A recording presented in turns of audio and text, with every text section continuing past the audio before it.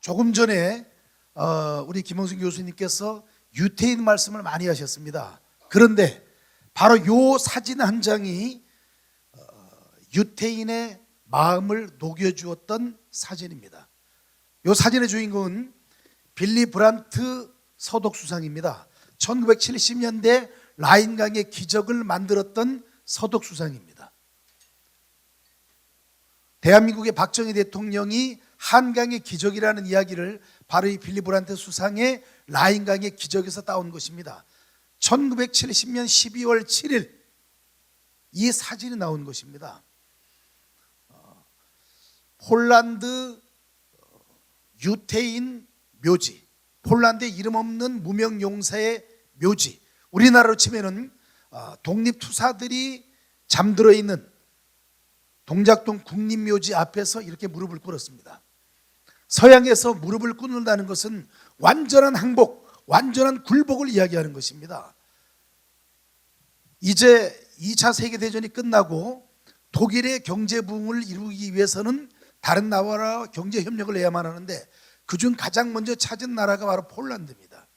그런데 폴란드 국민들은 우리 대한민국 국민이 일본을 싫어하는 것 이상으로 독일을 싫어합니다. 그 이유는 폴란드의 아우슈비츠 수용소에 유태인 150만 명을 아우슈비츠 수용소에서 학살을 했습니다. 어떻게? 총알이 아깝다고 독가스로 다 살해했습니다. 지금도 유태인이 전 세계 1,400만 명밖에 없는데 그 시절 1944년, 45년 그 시절에 150만 명을 학살했으니 유태인의 5분의 1이 바로 폴란드에 있는 아우슈비츠 수용소에서 학살당한 것입니다. 이제 새로운 경제협력국가, 새로운 평화를 위해서 빌리 브란트 서독수상의 2차 세계대전이 끝나고 난 이후에 1945년 2차 세계대전이 끝나고 25년 만에 1970년 12월 7일 폴란드 이름 없는 무명용사의 묘에서 무릎을 꿇습니다. 그동안 2차 세계대전 때 독일 국민이 폴란드 국민에게 저질렀던 모든 만행에 대해서 무릎 꿇고 용서를 구합니다. 이런 마음으로 무릎을 꿇자 무릎을 꿇은 것은 빌리 브란트 서독수상 한 명이었지만 이것은 전 세계인 모두의 승리였습니다. 이 사진 한 장을 보는 순간 폴란드 국민의 독일을 미워하는 마음이 눈 녹듯이 사라져서 그 이후에 독일과 폴란드가 경제 협력을 이루어서 라인강의 기적을 완성했던 것입니다. 그래서 우리는 100마디의 말보다는 하나의 행동이 더 많은 감동과 더 많은 감화를 줄 수 있다는 것입니다. 자, 우리 대한민국의 보수 대표들은, 보수 대통령들은 당선되면 제일 먼저 가는 곳이 있습니다. 동서 간의 갈등이 너무 심하기 때문에 보수의 대표가 되는 순간 가장 먼저 방문하는 곳이 광주 망월동 묘역을 방문합니다. 그러면서 그동안 우리의 대한민국 국민, 특히 동서 간의 갈등과 분열의 씨앗을 다 버리고 동서 화합을 이루겠습니다. 광주 5.18 사태로 인해서 목숨을 잃었던 많은 분들의 영령 앞에 용서를 구합니다 하는 그런 벤치마킹 바로 여기에서 나왔습니다. 한번 볼까요? 똑같지 않나요? 모든 자세가 똑같은 것이죠. 그런데 여러분, 여기에 또 놀라운 사실이 있습니다. 며칠 전에 일본 기시다 총리가 우리 대한민국을 방문했는데 독일은 폴란드를 찾아와서 그렇게 현직 독일 수상이 독일 국민이 폴란드 국민에게 저질렀던 모든 만행에 대해서 용서를 구합니다라고 이야기했지만 지금까지 일본이 저질렀던 모든 만행에 대해서 대한민국 국민들에게 용서를 구합니다라는 말을 한 일본 수상이 단 한 명도 없습니다. 며칠 전 기시다 수상도 우리 대한민국을 찾아와서 국립묘지에 참배를 했지만 어떻게 했느냐? 이렇게 했습니다. 진심으로 무릎 꿇고 사죄하지는 않았습니다. 그래서 저는 이렇게 생각을 합니다. 이제 대한민국의 정신문화, 여러분께 많이 말씀드리지만은 K-팝, K-컬처, K-푸드, 모든 대한민국의 문화가 전 세계인들에게 존경과 사랑을 받고 있는 이때, 우리의 가장 자랑스러운 정신문화인 충효의 사상의 세계화, 전파, 이것을 해서 진정한 일본이 우리 대한민국 국민들에게 무릎 꿇고 사죄하는 그날을 만들어야 된다는 것입니다. 그래서 충효의 사상이 우리에게 필요하다는 말씀을 드립니다. 자, 조금 전에 우리 김홍신 교수님께서 20년 후에 나에게 주례를 서 주십시오, 주례 선생님을 맡아 주십시오, 그 말이 너무나 감격스러웠고 기분이 좋았다고 이야기했습니다. 저희는 1기, 2기, 3기, 4기 수료식 때 개근했던 분들을 가장 영광스럽고 가장 명예스러운 상을 드립니다. 그런데 여러분, 놀랍게도 현재까지 4년 개근한 분이 2분이 있습니다. 한 분은 바로 오늘도 여러분에게 환영사를 해주신 우리 유진수 이사장님이 4년 동안 단 한 번도 결석하지 않았습니다. 4년 동안 단 한 번도. 설정수 회장님 맞죠? 우리 장병인 사무총장님 맞습니까? 또 한 명은 여기 서 있는 저입니다. 저야 젊지만은 왜 우리 유진수 이사장님께서는 어떤 사명을 갖고 계시느냐? 어떤 경우라도 매주 목요일 충효의 대학 원우들을 만나서 좋은 말씀해 주시기 위해서 평소에 건강관리도 하시고 책도 많이 보시고 다른 사람들 강의도 들으시면서 여러분에게 무엇인가 감동적인 말씀, 무엇인가 여러분에게 교훈되는 말씀을 해주시기 위해서 단 한 번도 결석하지 않기 위해서 건강관리와 그리고 공부를 하고 계신 것이에요. 왜? 충효의 사상의 세계화를 위해서. 그래서 우리 유진수 이사장님이나 저는 목요일날 일체 약속을 안 잡습니다. 혹시라도 그 약속 때문에 여러분과의 강의 약속을 어길까 봐. 자, 그 다음 볼까요? 자, 그림을 한번 보아주시기 바랍니다. 굉장히 외설적이고 포르노적인 그림입니다. 아리따운 젊은 여성이 나이든 이 노인에게 자기의 젖을 물리고 있습니다. 그런데 물 좀 주세요. 이 그림은 놀랍게도 남미의 푸에르토리코 국립미술관 가장 좋은 위치에 이 그림이 걸려 있습니다.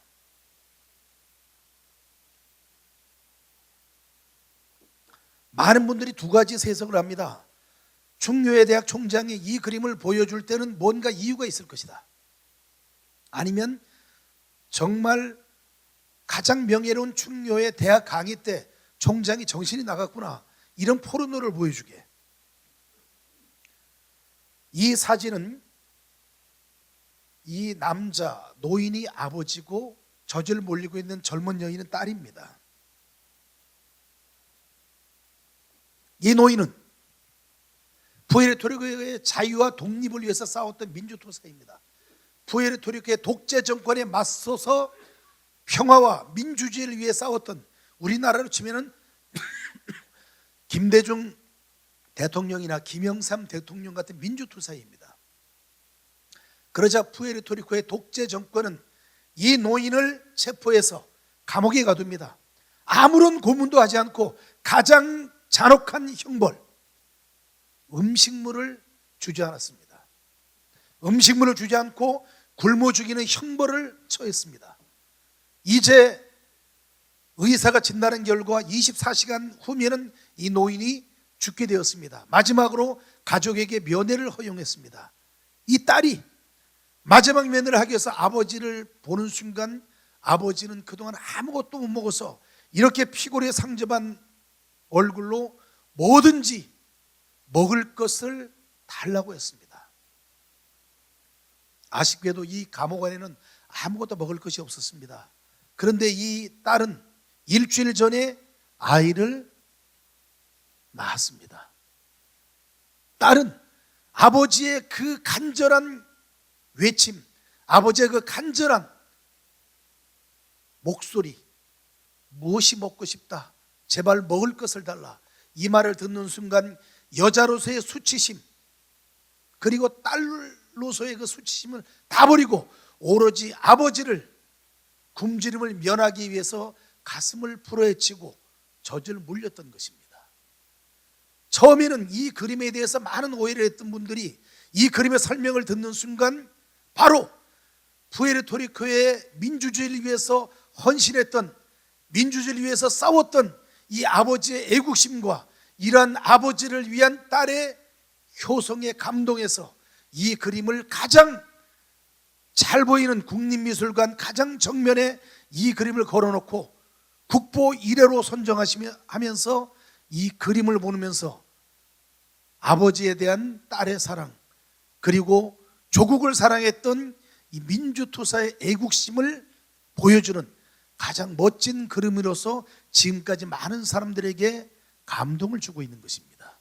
그래서 우리는 눈앞에 보이는 것, 그저 내가 눈에 보이는 현상이 모든 것이 아니고 눈에 보이지 않는 내면의 세계도 볼 줄 아는 그러한 큰 지혜를 가져야만 한다는 뜻에서 이 그림을 보여드렸습니다. 나머지 하나 더 보여드리겠습니다. 자, 이 그림은 여러분이 너무나 잘 알고 있는 것처럼 레오나르도 다빈치가 그린 최후의 만찬이라는 그림입니다.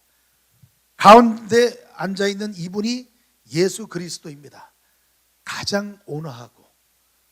그래서 이 레오나르도 다빈치는 최후의 만찬을 그리기 위해서 예수의 모델을 찾았습니다. 로마 전역을 뒤진 결과 가장 얼굴이 깨끗하고 가장 평화스럽고 가장 웃는 얼굴, 그리고 다른 사람들에게 호감을 줄 수 있는 19살의 청년을 발견해서 예수의 모델로 삼아서 6개월 동안 이 그림을 완성했습니다.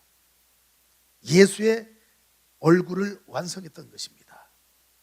그리고 나서 차례대로 11제자, 11명의 제자들의 얼굴을 다 그렸는데 마지막 남은 한 사람의 제자의 얼굴을 모델을 찾지 못했습니다.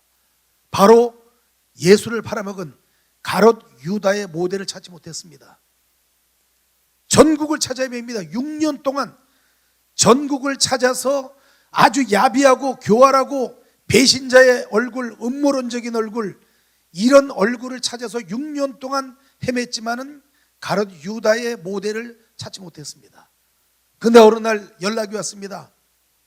로마의 감옥에 다른 사람을 3사람이나 죽인 살인자가 그곳에 있는데 그 살인자가 바로 가롯 유다와 같은 교활하고 야비하고 배신자의 얼굴을 지니고 있습니다.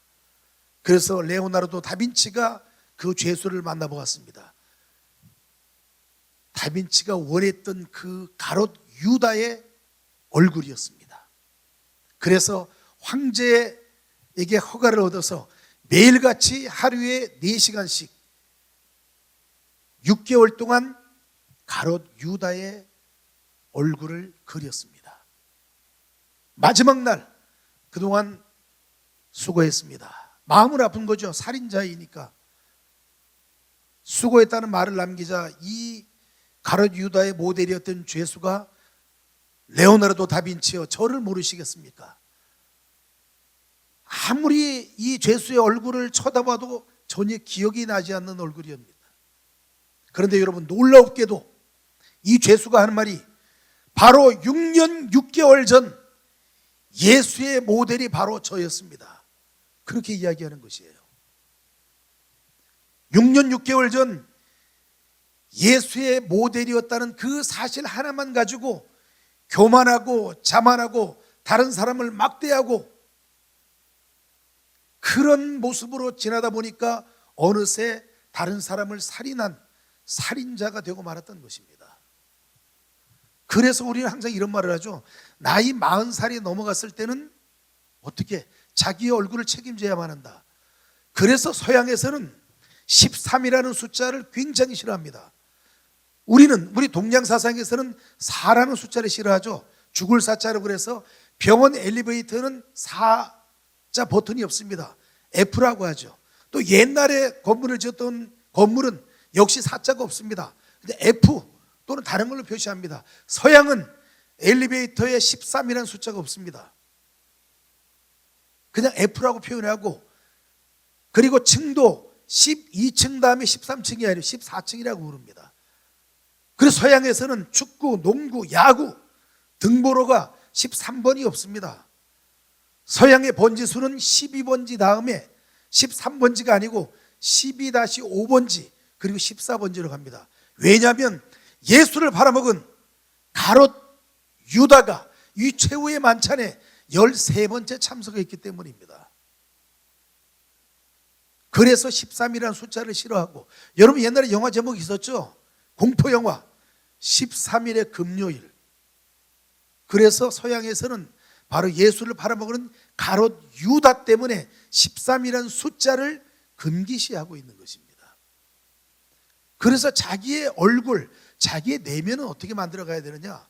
바로 이 충효의 교육을 통해서 내 마음의 마음밭을 잘 가꾸는 것이죠. 오늘 우리가 여기서 만난 것은 불교에서 말하는 삼천겁의 인연이잖아요. 그런데 여러분 일겁이 얼마나 긴 세월인가, 이 두 가지 측면에 설명했습니다. 일겁은, 불교에서 말하는 일겁은 40리, 동서남북 40리 16km의 큰 바위돌을 1년에 한 번 하늘에서 선녀가 내려와서 선녀의 옷자락이 싹 바위돌을 스치고 지나가고 올라가는데, 이 선녀가 1년에 한 번씩 내려와서 바위돌을 스치고 지나가서 바위돌이 다 닳아 없어질 때가 되면은 그게 일겁이라고 합니다. 또 하나 이야기는 1년에 한 번 하늘에서 물방울이 똑 떨어져서 이 물방울에 의해서 사방 40리의 바위돌이 다 닳아 없어지면 그것이 일겁이라고 합니다. 그리고 얼마나 일겁이 긴 세월이겠습니까? 이 일겁이 3000번이 모여야만 오늘 우리가 이 자리에서 같이 식사하고 차 마시고 그리고 공부를 할 수 있는 이런 인연이니까, 여러분의 인연이 얼마나 큰 인연인 줄 아시겠죠? 여러분 모두의 인연을 영원히 잘 간직하는 의미에서 다 같이 박수 한번 해주시기 바랍니다. 그래서 우리가 어떤 마음으로 이제 공부를 해야 되느냐? 법구경에는 이런 말이 나옵니다. 사랑하는 사람을 만들지 말라. 미워하는 사람도 만들지 말라. 사랑하는 사람은 만나지 못해서 괴롭고 미워하는 사람은 만나서 괴롭다. 얼마나 인간의 번뇌를, 사람의 고민과 갈등을 이처럼 명쾌하게 이야기한 것이 있는가? 그래서 우리는 항상 만나지 못해서 그리워하고 보고 싶어하고, 그리고 하루라도 통화를 하지 않으면 그리워지는 그런 인간관계를 만드는 것이 중요하다는 것입니다. 두 번째는 욕심을 버려야 되는 것이죠. 화엄경에 나오는 말이죠.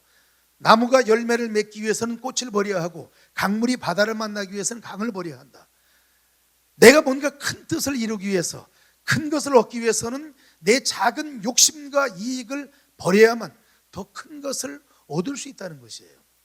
저는 기독교 장로지만은 불교 사상에 이렇게 좋은 사상이 있다는 것을 알게 되고, 또 기독교 사상은 사랑을 통해서 인류에게 모든 사랑을 통해서 예수님의 뜻을 전파하는 것, 이것을 한꺼번에 딱 묶어보면은 이게 결국은 인문학이고 이게 결국은 중효의 사상과 일맥상통한다. 저는 이렇게 보고 있습니다. 그래서 앞으로 여러분의 사명은 굉장히 크고 그리고 원대한 역사적 사명과 의무가 있습니다. 그 이유는 이제 K 정신문화를 여러분은 실천함과 동시에 전 세계인들에게 전파하는 역사적인 사명에 함께 공부하면서 우리 주위의 모든 분들에게 대한민국을 사랑하고 부모님께 효도하고 이웃에게 예를 다하는 멋진 충효의 교육사가 되기를 바라면서 오늘